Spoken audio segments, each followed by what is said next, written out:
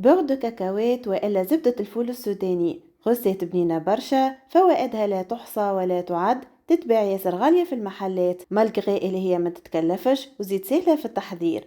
دونك أول حاجة خليت 300 جرام كاكاوية، لأن أنا شريتها مقشرة باش أسهل لي ما نقعدش نقشر فيها من بعد. نفرغها في طبق وندخلها الفرن سخونة على 180 درجة لين تحمر وتاخد لون كيما تشوفوا.